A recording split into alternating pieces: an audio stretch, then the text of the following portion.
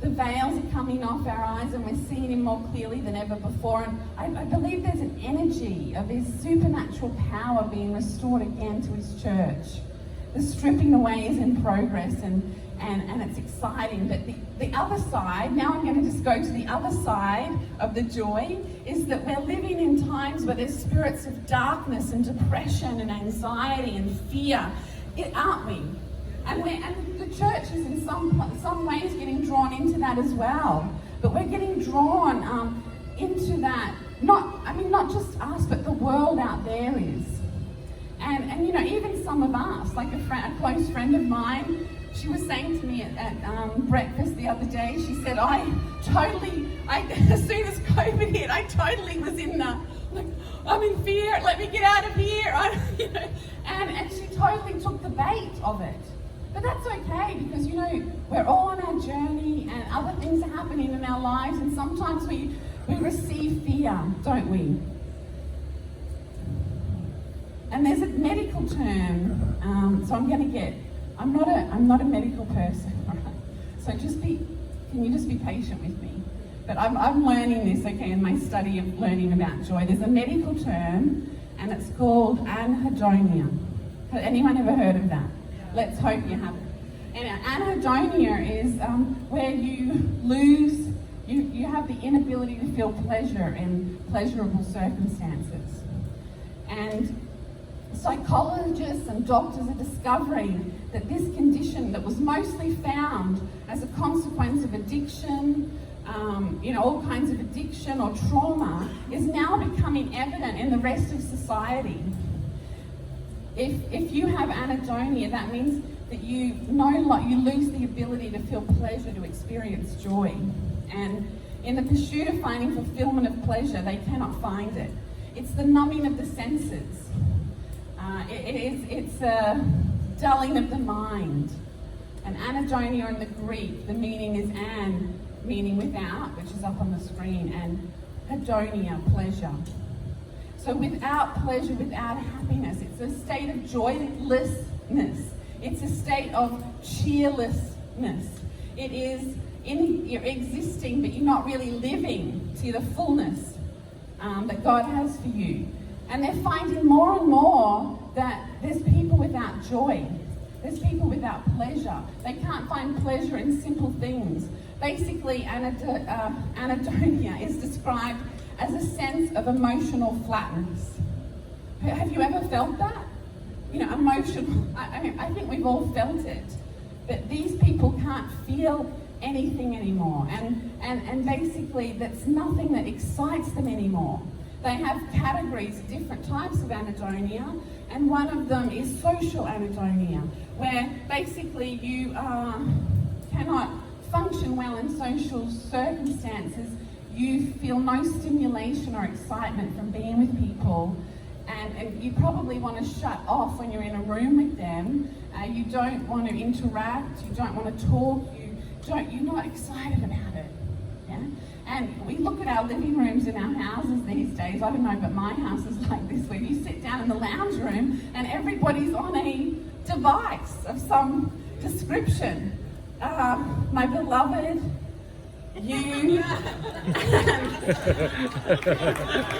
and me, me too, the kids, and we're all sitting in a room, and sometimes that light comes on in my brain. I think, hey, we're all in the room together, and nobody's communicating. Nobody's actually enjoying each other's company. At the kitchen table every morning, we connect. We get into the Word of God, we discuss it, sometimes with bad attitudes, sometimes with good attitudes, but the thing is, we're connecting. But more and more and more in society, we're losing the ability to connect, to have a good conversation and enjoy it. Do you sense that? Now, this one really struck me. There's the one called musical anhedonia, where people have lost the ability to feel anything when they hear music. And I kind of think about, it's like an overabundance of music, and we've lost the ability to feel real connection to music. And I wonder about that in the church. We come in on a Sunday, and it doesn't sound like the radio. all the really highly produced, dubbed in sounds, isn't it? It's not a real sound. When you get these guys up here, that's real, that's authentic. But what we do is we crave and desire the better thing. I'm not saying you all do, but it's becoming a part of what we do. We sit there in the seat and we say, oh, worship was pretty, ordinary today. We can't enter in because it's not good enough. This is part of Anhedonia. We can't receive anymore. We can't receive pleasure from it. We can't receive pleasure in the corporateness of our lives here. We can't receive it through the music. And, even at breakfast the other day, I won't say who said it. I won't say who said it. But there was a big crowd for breakfast. It wasn't just our family, so you've got no idea of knowing. But this one person said, I just really like the radio music best. I don't really like the worship, that I hear in church.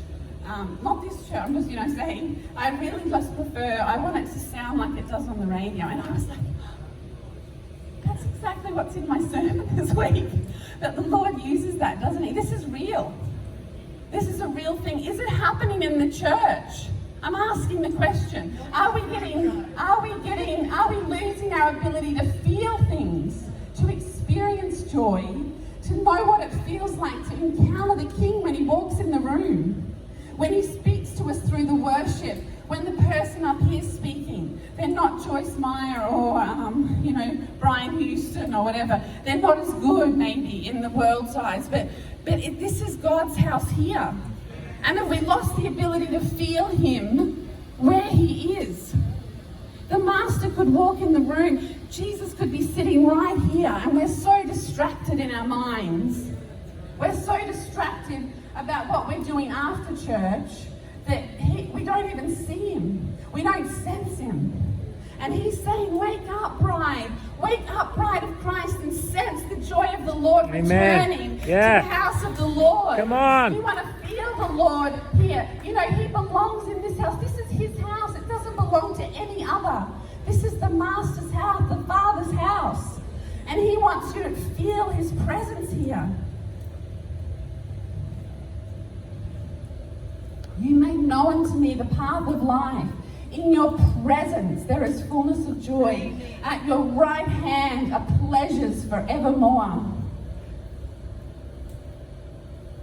When you go on a vacation, who likes vacations?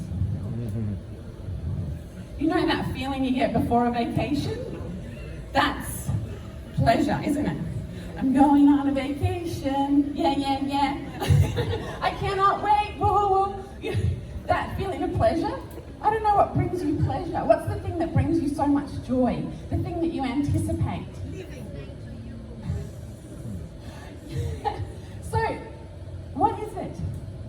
I think there's times in my life where I've come to the house of God not in joy. I've been like, here we go again. Church, just going through the motions. I don't want to be like that. I don't want to have that song. I don't want to go through the motions one more day. I don't want that feeling. And the Lord's asking us today, are we just going through the motions? Or are we entering in to the fullness? Technology was going to be what this was about.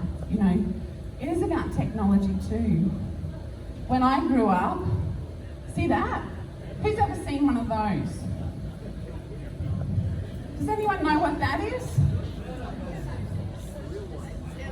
So when I grew up, basically there was no phones that went with you everywhere, and at the farm, we had a party line. I grew up on a dairy farm. We had a party line if you wanted to, which was really cool because we could ring one another at the houses that were all separated by a great distance. And you would turn that thing around and it would ring somebody. All the phones would ring. Somebody might answer it.